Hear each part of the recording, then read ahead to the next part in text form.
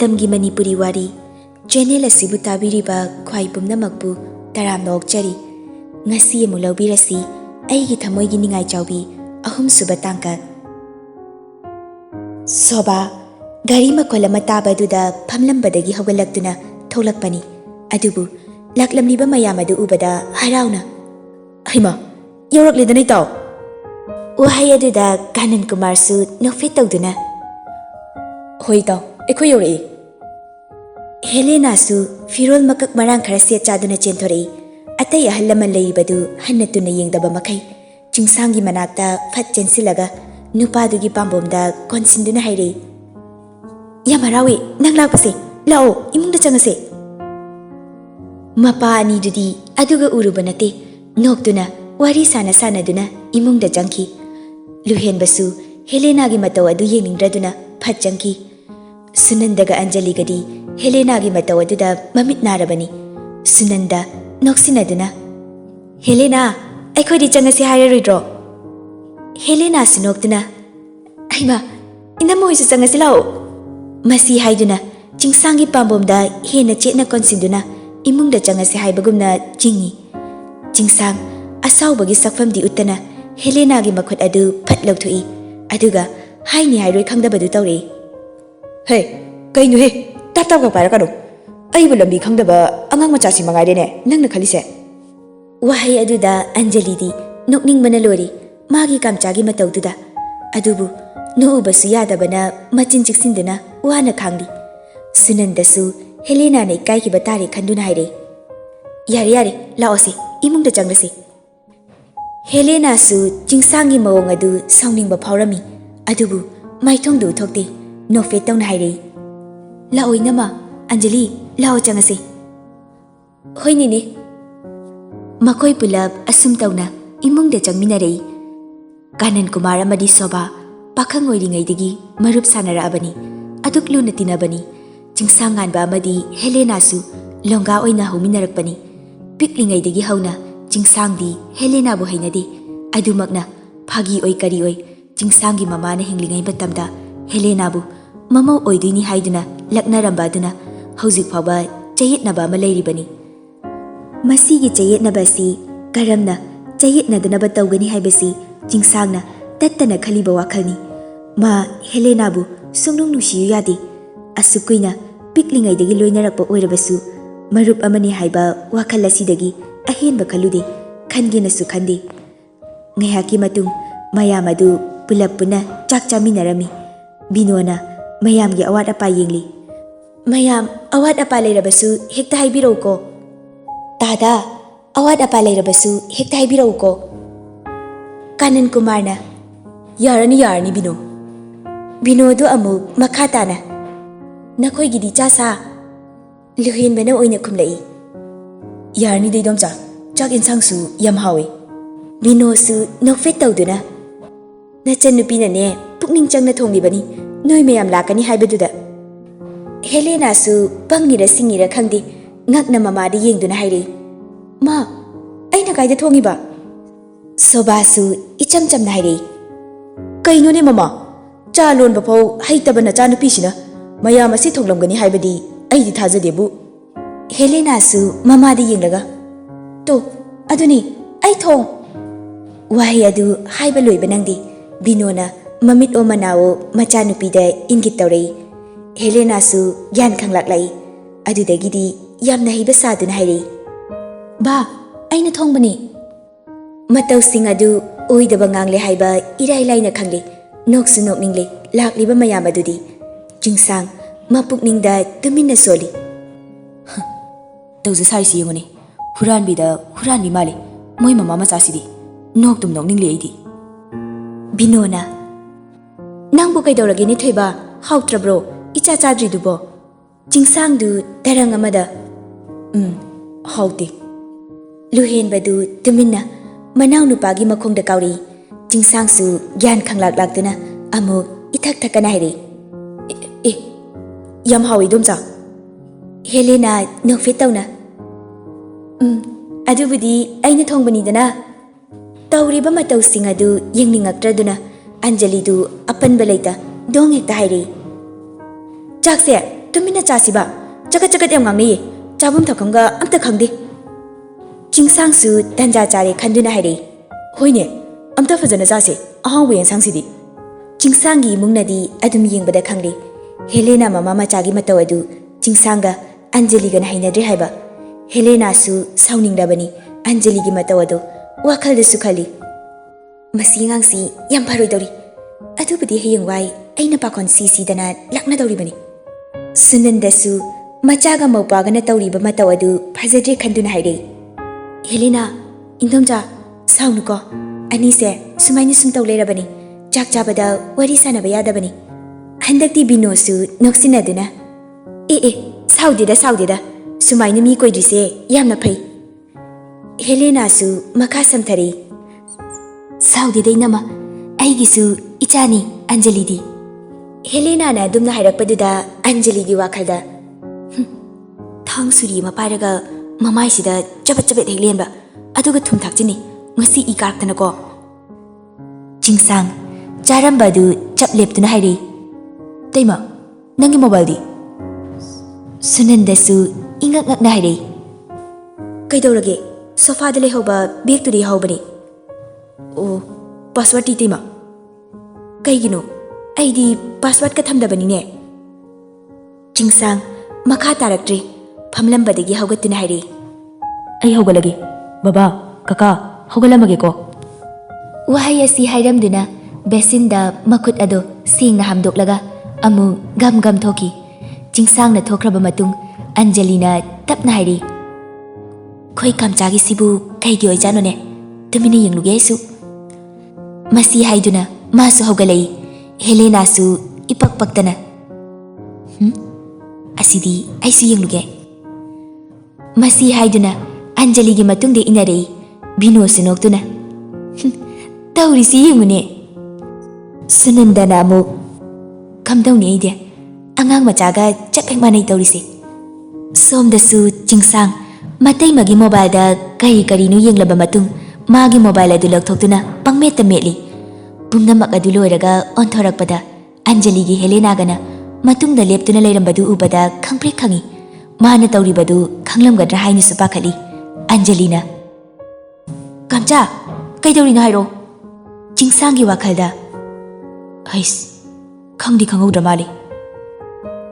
handakti Anjali na kantak amuk hairi ho kaidawri no haibani kamcha chingsang su laukhale kainoe kastaude o tawdraga kaigi mama gi phone do hangliba maram leibeini Helena na amu maram duni hanglise chingsang na kaino nuyani na khalisna hairo haibani kamcha ho kaisu nate Helena kaisu natraga mobile hanglibra handakti chingsang kari su khumlamdana mapanda thokirami nupi ani dusu chingsang na chatkriba maikaiduda yenglaga lehori ngehaki matung chingsang hoisu mayumda hanarakli chingsang hipna kaino nofet tawna magi mobile adu otpa yaba olaba matung mon mayada thamkri aduga masu tumba themkri chenglaisu mobile hanba leirakpagi pangota otuna leiringai WhatsApp ta message ama lakpaduda number su khangdabaduda kanano khana changduna yenglui message ta chenglai machinda tapna soli sibu kana horizano ne profile photo su amta hapte masu reply ama fathali kana hoirabano chenglai su reply adu hek halambaga mobile adu data off tausinduna magi tumpham thokpa adum tumkre mathangi numini class hogadaba matam ngehak walingaidani Anjali na nangbu bus toina chasida cycle du sumla ido wadro haiba chinglei na amuk khumlai wadeba ado ai kainom hangi tawbani nangonda kaino aise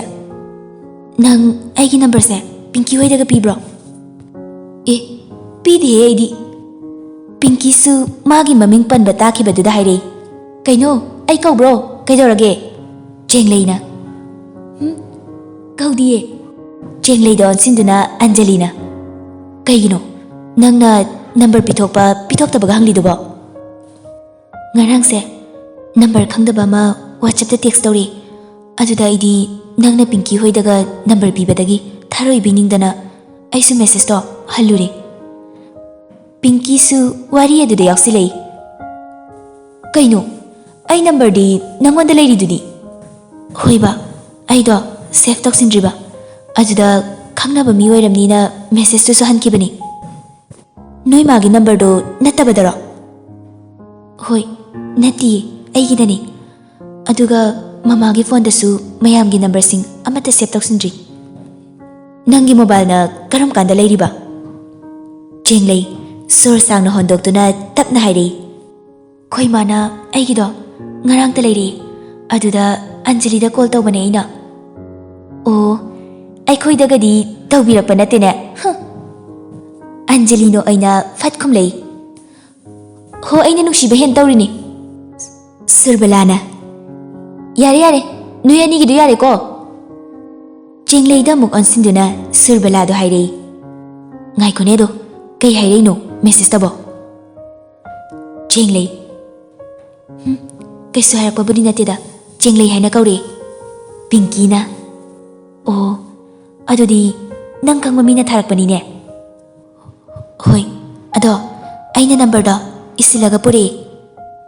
makoy ahumag chap manana ha kainu yengi jenglei su mana number isilakpa boy adu puthokduna number adu yenghali Anjali number adu ubada mamit manalak thokduna ngakna jenglei kaino nang number si khangbro wahai du da Anjali su ithak thakana ha khangdi mase kanano khangdi message su halakti mani number asi chingsangan bagini Anjali su number asi kamaina lauribano haina wakhalda khali adubu kuidi ngahak khalaba matungda phat ningsinglai ngarangi thogdok adu ningsinglakpa mikupta khangaudana khangnok nok thorei ahum adudi ngakna Anjali de yenglei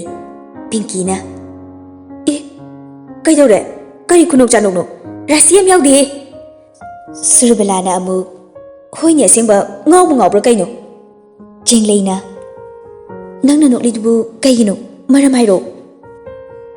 nokpa adu wana khangsinduna Anjali na hairei kaisinate da kaino masum ningsinglakpa ado jenglei ai kaino ma haigi yadaba yare ko jenglei sungakna ha kai wano haisibo yani hana hayo Pinky na amu nang masu kok haikro jenglei su hoiba promise ai yage ba kaino hairo adubura number duna message thara su phajana dum halo kanano karino su amta hangluno masana haidorakpado ngaise ba ko wahai aduda Surbala su mating pangsilei hoine yaine Anjali na haise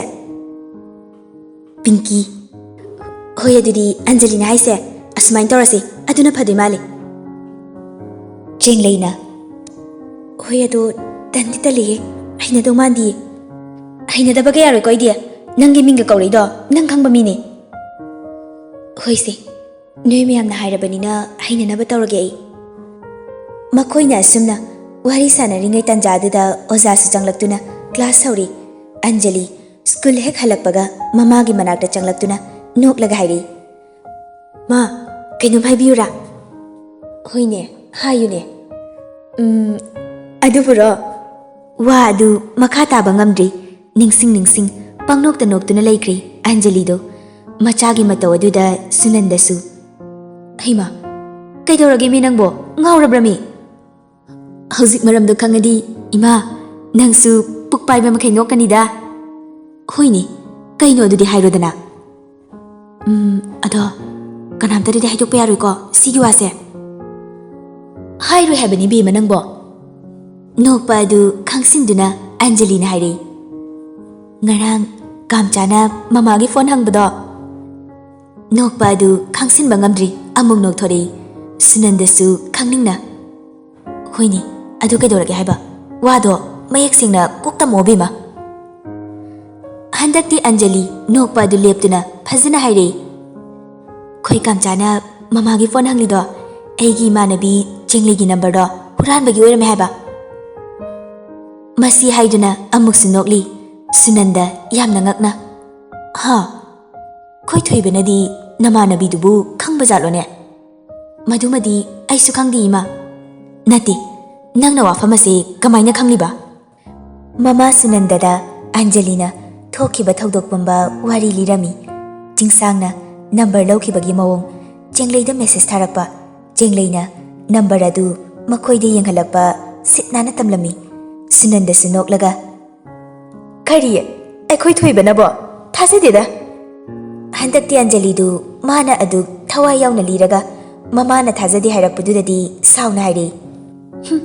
ꯌꯥꯔꯦ ꯊꯥꯖꯗ꯭ꯔꯒ ꯇꯣꯛꯑꯣ ꯋꯥꯍꯩ ꯑꯁꯤ ꯍꯥꯏꯔꯝꯗꯨꯅ Anjali fit ꯂꯥꯎꯅ ꯊꯣꯛꯈꯤ ꯐꯅ ꯑꯣꯏꯗꯨꯅꯁꯨ ꯁꯨꯅꯟꯗꯒꯤ ꯃꯄꯨꯛꯅꯤꯡꯗꯗꯤ ꯈꯟꯈ꯭ꯔꯦ ꯅꯨꯄꯤ ꯃꯆꯥ ꯑꯁꯤ ꯈꯪꯗꯣꯛꯇꯕ ꯌꯥꯗ꯭ꯔꯤ ꯑꯉꯥꯡ ꯑꯣꯏꯖꯔꯕꯁꯨ ꯃꯅꯥꯎꯒꯤꯗꯃꯛꯇꯗꯤ ꯃꯇꯤꯛ ꯈ꯭ꯋꯥꯏꯗꯒꯤ ꯆꯥꯕꯤ ꯍꯥꯏꯕꯗꯨ ꯃꯍꯥꯛꯅ ꯑꯣꯏꯒꯅꯤ ꯍꯥꯏꯅ ꯃꯔꯝꯗꯤ ꯁꯨꯅꯟꯗꯅ ꯑꯁꯨꯛ ꯀꯨꯏꯅ ꯂꯩꯔꯛꯄ ꯑꯁꯤꯗ ꯆꯤꯡꯁꯥꯡ ꯅꯨꯄꯤ ꯑꯉꯥꯡꯒꯤ ꯋꯥꯈꯜ ꯂꯩꯇꯦ ꯅꯨꯄꯤ ꯀꯌꯥꯅꯤ ꯃꯉꯣꯟꯗ ꯄꯥꯝꯃꯤ ꯅꯨꯡꯁꯤ ꯍꯥꯏꯔꯛꯈꯤꯕ ꯃꯥꯅ ꯌꯥꯈꯤꯗꯕ ꯉꯥꯛꯇꯅꯤ ꯑꯁꯨꯛ ꯀꯨꯏꯅ ꯄꯥꯈꯪ ꯑꯣꯏꯔꯛꯄ ꯑꯁꯤꯗ ꯅꯨꯄꯤ ꯑꯃꯇ ꯍꯟꯅ ꯌꯦꯡꯂꯨꯕ ꯂꯩꯇꯦ ꯁꯤꯃ ꯄꯥꯝꯃꯤ ꯅꯨꯡꯁꯤ ꯐꯣꯡꯗꯣꯛꯈꯤꯕꯁꯨ ꯂꯩꯇꯦ ꯃꯌꯥꯝ ꯑꯁꯤꯅ ꯃꯔꯝ ꯑꯣꯏꯗꯨꯅ ꯉꯁꯤ ꯃꯆꯥꯅꯨꯄꯤꯅ ꯇꯝꯂꯛꯂꯤꯕ ꯋꯥꯐꯝ ꯑꯗꯨꯗ ꯉꯛꯄ ꯐꯥꯎꯔꯤꯕꯅꯤ ꯊꯥꯖꯕꯁꯨ ꯉꯝꯗ꯭ꯔꯤꯕꯅꯤ ꯑꯗꯨꯕꯨ ꯀꯔꯤꯒꯨꯝꯕ ꯆꯨꯝꯂꯝꯂꯕꯗꯤ ꯃꯅꯥꯎꯒꯤ ꯅꯤꯡꯕ ꯊꯨꯡꯍꯟꯒꯦ ꯍꯥꯏꯅꯁꯨ ꯈꯟꯈ꯭ꯔꯦ ꯁꯣꯝꯗꯅ ꯀꯝꯗꯧꯔꯤ ꯆꯤꯡꯁꯥꯡ ꯗ꯭ꯌꯨꯇꯤ ꯂꯣꯏꯔꯒ ꯃꯌꯨꯝꯗ ꯍꯟꯖꯤꯟꯕꯒꯤ ꯃꯍꯨꯠ ꯆꯦꯡꯂꯩ ꯍꯣꯏꯒꯤ ꯊꯣꯡꯒꯥꯜꯒꯤ ꯋꯥꯡꯃꯗ ꯂꯩꯗꯨꯅ ꯒꯥꯔꯤ ꯃꯅꯨꯡꯗ ꯐꯝꯂꯒ ꯆꯦꯡꯂꯩꯒꯤ ꯃꯌꯨꯝꯗ ꯁꯨꯝ ꯌꯦꯡꯗꯨꯅ ꯂꯩꯔꯤ ꯀꯔꯤꯒꯤꯗꯃꯛ ꯃꯥꯅ ꯃꯐꯝ ꯑꯁꯤꯗ ꯂꯥꯛꯂꯤꯕꯅꯣ ꯍꯥꯏꯕ ꯃꯁꯥꯁꯨ ꯃꯔꯝ ꯈꯪꯖꯕ ꯅꯠꯇꯦ ꯑꯗꯨꯕꯨ ꯃꯐꯝ ꯑꯁꯤꯗ ꯂꯥꯛꯅꯤꯡꯕ ꯐꯥꯎꯔꯤ ꯊꯃꯣꯏ ꯃꯥꯅꯁꯨ ꯃꯐꯝ ꯑꯁꯤꯗ ꯂꯩꯔꯒ ꯅꯨꯡꯉꯥꯏꯖꯕꯒꯨꯝꯅ ꯇꯧꯔꯤ ꯃꯥꯅ ꯑꯁꯨꯝꯅ ꯁꯨꯝ ꯌꯦꯡꯗꯨꯅ ꯂꯩꯔꯤꯉꯩ ꯇꯟꯖꯥ ꯆꯥꯅ ꯆꯦꯡꯂꯩꯁꯨ ꯃꯥꯒꯤ ꯀꯥꯒꯤ ꯊꯣꯡꯅꯥꯎ ꯃꯌꯥꯗ ꯐꯝꯂꯛꯄ ꯑꯗꯨ ꯍꯦꯛ ꯎꯔꯨꯏ ꯃꯗꯨ ꯎꯕꯗ ꯆꯤꯡꯁꯥꯡ ꯍꯥꯏꯒꯠꯂꯝꯕ ꯒꯥꯔꯤꯒꯤ ꯒ꯭ꯂꯥꯁ ꯑꯗꯨ ꯂꯩꯊꯔꯗꯨꯅ ꯃꯣꯃꯣ ꯅꯣꯛꯅ ꯆꯦꯡꯂꯩꯕꯨ ꯌꯦꯡꯖꯔꯤ ꯆꯦꯡꯂꯩꯁꯨ ꯁꯣꯝꯗ ꯃꯥꯒꯤ ꯀꯥꯒꯤ ꯊꯣꯡꯅꯥꯎ ꯃꯌꯥꯗ ꯐꯝꯗꯨꯅ ꯅꯣꯚꯦꯜ ꯑꯃ ꯄꯥꯔꯤ ꯑꯗꯨꯅ ꯑꯀꯣꯏꯕꯗ ꯀꯅꯥꯅ ꯀꯔꯤ ꯇꯧꯔꯤ ꯍꯥꯏꯕ ꯃꯥ ꯈꯪꯖꯗꯦ ꯌꯦꯡꯁꯨ ꯌꯦꯡꯂꯨꯗꯦ ꯁꯨꯝ ꯌꯦꯡꯂꯝꯕꯗꯒꯤ ꯆꯤꯡꯁꯥꯡ ꯅꯣꯛꯐꯦꯠ ꯇꯧꯅ ꯁꯣꯜꯂꯛꯏ ꯁꯤ ꯑꯣꯏꯔꯗꯤ ꯌꯥꯔꯦ ꯉꯁꯤꯒꯤ ꯎꯔꯕꯅꯤꯅ ꯆꯤꯡꯁꯥꯡꯁꯨ ꯉꯥꯏꯍꯥꯛ ꯆꯦꯡꯂꯩꯕꯨ ꯌꯦꯡꯂꯝꯂꯒ ꯃꯌꯨꯝꯗ ꯍꯜꯂꯛꯂꯤ ꯌꯨꯝꯌꯥꯏꯒꯤ ꯀꯥꯗ ꯐꯝꯗꯨꯅ ꯂꯩꯔꯤꯕ ꯀꯥꯅꯟ ꯀꯨꯃꯥꯔꯗꯨ ꯃꯆꯥꯅꯨꯄꯥ ꯑꯍꯜ ꯍꯜꯂꯛꯄ ꯎꯕꯗ ꯍꯥꯏꯔꯛꯏ ꯅꯪ ꯍꯜꯂꯛꯑꯕ ꯑꯆꯧꯕ ꯂꯨꯍꯦꯟꯕꯁꯨ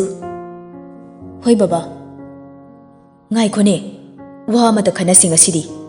ꯂꯨꯍꯦꯟꯕꯁꯨ ꯆꯪꯁꯤꯜꯂꯛꯂꯒ ꯁꯣꯐꯥꯗ ꯐꯝꯊꯗꯨꯅ ꯍꯥꯏꯔꯛꯏ ꯕꯥ ꯀꯔꯤ ꯋꯥꯅꯣ ꯈꯣꯏꯒꯤ ꯊꯣꯏꯕꯁꯨ ꯂꯥꯛꯑꯅꯤ ꯑꯗꯨꯒꯅꯦ ꯄꯨꯟꯅ ꯈꯟꯅꯔꯁꯤ ꯇꯟꯖꯥ ꯑꯗꯨꯗ ꯁꯨꯅꯟꯗꯁꯨ ꯊꯣꯛꯂꯛꯇꯨꯅ ꯍꯥꯏꯔꯛꯏ ꯃꯗꯨꯕꯨ ꯀꯩꯗꯧꯔꯕꯅꯣ ꯈꯪꯗꯦꯅꯦ ꯗ꯭ꯌꯨꯇꯤ ꯃꯇꯝꯗꯤ ꯍꯦꯜꯂꯦ ꯍꯧꯖꯤꯛ ꯐꯥꯎꯕ ꯑꯩꯈꯣꯏ ꯊꯣꯏꯕꯅ ꯂꯥꯛꯇ꯭ꯔꯤꯁꯤꯕꯣ ꯂꯨꯍꯦꯟꯕꯅ ꯑꯃꯨꯛ ꯃꯥꯁꯨ ꯑꯔꯨꯕ ꯊꯕꯛ ꯂꯩꯗꯅ ꯇꯧꯔꯤ ꯑꯣꯏꯔꯝꯅꯤꯁꯦ ꯑꯗꯣ ꯕꯦꯝꯃꯒꯤ ꯐꯣꯟ ꯑꯃ ꯑꯩꯅ ꯂꯩꯔꯛꯑꯕꯅꯤꯁꯦ ꯂꯩꯗ꯭ꯔꯁꯨ ꯌꯥꯕꯁꯤꯗ ꯑꯩꯒꯤꯁꯤꯗꯒꯤ ꯑꯗꯨꯝ ꯁꯤꯖꯤꯟꯅꯔꯁꯨ ꯌꯥꯕꯅꯤ ꯃꯄꯥ ꯀꯥꯅꯟ ꯀꯨꯃꯥꯔꯅ ꯑꯃꯨꯛ ꯄꯥꯏꯖꯁꯅꯨ ꯄꯥꯏꯖꯁꯅꯨ ꯃꯁꯥꯒꯤ ꯑꯃ ꯏꯁꯨꯗ ꯀꯧꯊꯣꯛꯄꯤꯔꯣꯗꯅ ꯁꯨꯅꯟꯗ ꯃꯆꯥꯒꯤ ꯔꯨꯝꯗ ꯑꯣꯟꯁꯤꯟꯗꯨꯅ ꯃꯆꯥꯕꯨ ꯀꯧꯔꯝꯃꯤ ꯕꯦꯝꯃ ꯇꯥꯕ꯭ꯔꯣ ꯕꯦꯝꯃ ꯃꯈꯥꯗ ꯑꯝꯇ ꯀꯨꯝꯊꯔꯛꯑꯣ ꯃꯃꯥꯅ ꯀꯧꯕꯗꯨ ꯇꯥꯔꯗꯨꯅ ꯑꯟꯖꯂꯤꯁꯨ ꯍꯣꯏ ꯃꯃꯥ ꯇꯥꯏꯌꯦ ꯂꯥꯛꯑꯒꯦ ꯃꯌꯥꯝ ꯂꯩꯔꯤꯕ ꯑꯗꯨꯗ ꯂꯥꯛꯇꯨꯅ ꯑꯟꯖꯂꯤꯅ ꯍꯥꯏꯔꯛꯏ ꯃꯥ ꯀꯩ ꯍꯥꯏꯒꯦ ꯂꯨꯍꯦꯟꯕ ꯃꯣꯕꯥꯏꯜ ꯑꯗꯨ ꯃꯆꯥꯅꯨꯄꯤꯗ ꯄꯤꯗꯨꯅ ꯍꯥꯏꯔꯛꯏ ꯁꯦ ꯅꯪꯒꯤꯅꯤ ꯄꯥꯝꯕ꯭ꯔꯥ ꯌꯦꯡꯉꯨ ꯃꯣꯕꯥꯏꯜ ꯑꯗꯨ ꯎꯕꯗ ꯑꯟꯖꯂꯤ ꯍꯔꯥꯎꯅ ꯇꯥꯞ ꯂꯧꯏ ꯑꯗꯨꯒ ꯍꯥꯡꯗꯣꯛꯇꯨꯅ ꯌꯦꯡꯂꯕ ꯇꯨꯡꯗ ꯍꯥꯏꯔꯛꯏ ꯄꯥꯝꯃꯦ ꯑꯌꯥ ꯁꯤꯗꯤ ꯁꯤꯝꯁꯨ ꯍꯥꯞꯄꯦꯅ ꯍꯥꯞꯄꯕꯅꯤ ꯕꯕꯥꯅ ꯉꯁꯥꯏ ꯍꯥꯞꯄꯕꯅꯤ ꯊꯦꯡꯛꯌꯨ ꯕꯕꯥ ꯇꯟꯖꯥ ꯑꯗꯨꯗ ꯆꯤꯡꯁꯥꯡꯁꯨ ꯍꯜꯂꯛꯇꯨꯅ ꯆꯪꯂꯛꯏ ꯃꯗꯨ ꯎꯕꯗ ꯃꯄꯥ ꯏꯕꯨꯡꯉꯣ ꯀꯥꯅꯟ ꯀꯨꯃꯥꯔꯅ ꯍꯥꯏꯔꯛꯏ ꯊꯣꯏꯕ ꯅꯪꯁꯨ ꯍꯜꯂꯛꯄ ꯌꯥꯝꯅ ꯐꯔꯦ ꯋꯥ ꯑꯃꯇ ꯈꯟꯅꯁꯤꯅ ꯅꯪ ꯉꯥꯏꯔꯝꯃꯤꯕꯅꯤ ꯆꯤꯡꯁꯥꯡ ꯃꯄꯥꯅ ꯍꯥꯏꯔꯤꯗꯨ ꯀꯔꯤꯁꯨ ꯈꯨꯝꯂꯛꯇꯦ ꯍꯟꯅ ꯐꯥꯎꯕ ꯌꯦꯡꯂꯛꯇꯦ ꯃꯥꯗꯤ ꯃꯌꯥꯝ ꯂꯩꯔꯤꯕꯗꯨꯁꯨ ꯎꯕ ꯅꯠꯇꯦ ꯋꯥꯈꯜ ꯑꯃꯗ ꯅꯣꯛꯐꯦꯠ ꯃꯥꯒꯤ ꯀꯥ ꯇꯝꯅ ꯀꯥꯈꯠꯀꯦ ꯇꯧꯏ ꯃꯇꯧ ꯑꯗꯨꯗ ꯑꯟꯖꯂꯤꯗꯣ ꯈꯪꯅꯣꯛ ꯅꯣꯛꯊꯣꯔꯛꯏ ꯃꯥꯗ ꯅꯠꯇꯦ ꯂꯩꯔꯤꯕ ꯃꯌꯥꯝꯗꯨꯁꯨꯅꯤ ꯃꯌꯥꯝꯅ ꯈꯪꯅꯣꯛ ꯅꯣꯛꯂꯛꯄꯗꯨꯗ ꯋꯥꯈꯜ ꯂꯥꯛꯏ ꯆꯤꯡꯁꯥꯡꯁꯨ ꯂꯨꯍꯦꯟꯕ ꯅꯣꯛꯂꯗꯨꯅ ꯍꯩꯃ ꯊꯣꯏꯕ ꯅꯪꯕꯨ ꯀꯩꯗꯧꯔꯒꯦꯅꯦ ꯆꯤꯡꯁꯥꯡ ꯏꯊꯛ ꯊꯛꯀꯅ ꯈꯨꯝꯂꯛꯏ ꯍꯥ ꯀꯩꯁꯨ ꯇꯧꯗꯦ ꯇꯥꯃꯣꯆꯧ ꯑꯣ ꯀꯔꯤꯁꯨ ꯇꯧꯗ꯭ꯔꯒ ꯕꯕꯥꯅ ꯀꯧꯕꯒ ꯇꯥꯗ꯭ꯔꯤꯗꯨꯅ ꯀꯔꯤꯒꯤ ꯃꯄꯥ ꯀꯥꯅꯟ ꯀꯨꯃꯥꯔꯒꯤ ꯋꯥꯍꯩꯗꯨꯗ ꯁꯨꯅꯟꯗꯁꯨ ꯅꯣꯛꯐꯦꯠ ꯇꯧꯅ ꯍꯥꯏꯔꯛꯏ ꯅꯪꯒꯤꯗꯣ ꯊꯣꯏꯕ ꯌꯦꯅꯤꯡꯊꯥ ꯂꯥꯛꯄꯒꯤꯗꯤ ꯅꯠꯇꯦꯀꯣ ꯃꯁꯤ ꯍꯥꯏꯗꯨꯅ ꯃꯆꯥꯅꯨꯄꯤꯗ ꯌꯦꯡꯂꯛꯂꯒ ꯑꯃꯨꯛ ꯃꯤꯆꯤ ꯈꯠꯆꯤꯜꯂꯤ ꯑꯟꯖꯂꯤꯗꯤ ꯃꯃꯥꯒꯤ ꯋꯥꯍꯩꯗꯨꯒ ꯃꯉꯣꯟꯗ ꯃꯤꯆꯤꯒ ꯈꯠꯆꯤꯜꯂꯛꯄꯗꯨꯒ ꯈꯥꯝꯕ ꯌꯥꯗ ꯃꯕꯨꯛ ꯄꯥꯏꯕ ꯃꯈꯩ ꯅꯣꯛꯂꯤ ꯆꯤꯡꯁꯥꯡꯁꯨ ꯃꯇꯥꯡ ꯆꯥꯔꯦ ꯈꯟꯅ ꯏꯀꯥꯏꯕ ꯑꯗꯨ ꯐꯅꯕ ꯑꯟꯖꯂꯤꯗ ꯑꯣꯏꯅ ꯉꯥꯡꯁꯤꯟꯅꯔꯛꯏ ꯍꯩ ꯀꯩ ꯅꯣꯛꯅꯤꯡꯕ ꯌꯥꯎꯒꯦ ꯁꯤꯗ ꯅꯪꯅ ꯑꯗꯨ ꯀꯟꯅ ꯅꯣꯛꯏꯗꯨꯕꯣ ꯀꯥꯝꯆꯥꯅ ꯑꯩ ꯑꯣꯏꯔꯝꯃꯗꯤ ꯈꯪꯒꯗꯕꯅꯤ ꯆꯤꯡꯁꯥꯡ ꯁꯥꯎꯁꯤꯟꯅꯔꯗꯨꯅ ꯌꯥꯝ ꯅꯣꯛꯅꯤꯡꯕ꯭ꯔꯕꯨ ꯅꯌꯥꯗꯣ ꯄꯥꯏꯊꯣꯛꯄ ꯃꯈꯩ ꯊꯥꯖꯤꯜꯂꯛꯀꯅꯤ ꯃꯄꯥ ꯀꯥꯅꯟ ꯀꯨꯃꯥꯔꯅ ꯑꯃꯨꯛ ꯌꯥꯔꯦ ꯌꯥꯔꯦ ꯑꯉꯥꯡꯗ ꯇꯥꯏꯅꯅꯨ ꯅꯪꯒꯤ ꯅꯇꯧꯗꯨꯅ ꯅꯣꯛꯂꯤꯕꯅꯤ ꯆꯤꯡꯁꯥꯡꯗꯨ ꯑꯟꯖꯂꯤꯅ ꯃꯣꯕꯥꯏꯜ ꯑꯍꯟꯕ ꯑꯃ ꯄꯥꯏꯕꯗꯨ ꯎꯕꯗ ꯋꯥꯗꯨ ꯑꯃꯔꯣꯝꯗ ꯊꯩꯗꯣꯔꯛꯏ ꯅꯪꯅ ꯄꯥꯏꯔꯤꯗꯨꯅ ꯀꯅꯥꯒꯤ ꯃꯣꯕꯥꯏꯜꯅꯣ ꯁꯤꯔꯣ ꯑꯩꯒꯤꯅꯦ ꯀꯔꯤ ꯀꯅꯥꯅ ꯂꯩꯔꯤꯕ ꯅꯠꯇꯦ ꯍꯧꯖꯤꯛꯄꯨ ꯅꯪꯕꯨ ꯐꯣꯟ ꯄꯥꯏꯕꯒꯤ ꯃꯇꯝꯂꯣ ꯍꯟꯗꯛꯇꯤ ꯑꯟꯖꯂꯤꯁꯨ ꯍꯥꯏꯒꯦ ꯑꯃ ꯌꯥꯎꯅ ꯍꯥꯏꯔꯛꯏ ꯑꯦ ꯃꯤ ꯆꯤꯡꯂꯩ ꯍꯣꯏꯁꯨ ꯂꯣꯏ ꯄꯥꯏ ꯀꯩꯅꯣ ꯍꯩ ꯀꯅꯥꯒꯤ ꯆꯤꯡꯂꯩꯅꯣ ꯍꯥ ꯆꯤꯡꯁꯥꯡꯅ ꯍꯥꯏꯔꯛꯄ ꯋꯥ ꯑꯗꯨ ꯑꯟꯖꯂꯤꯅ ꯈꯨꯝꯒꯦ ꯇꯧꯔꯛꯄꯗ ꯀꯥꯅꯟ ꯀꯨꯃꯥꯔꯅ ꯃꯔꯛ ꯊꯠꯇꯨꯅ ꯍꯥꯏꯔꯛꯏ ꯌꯥꯔꯦ ꯌꯥꯔꯦ ꯇꯣꯛꯑꯣ ꯑꯗꯨ ꯊꯣꯏꯕ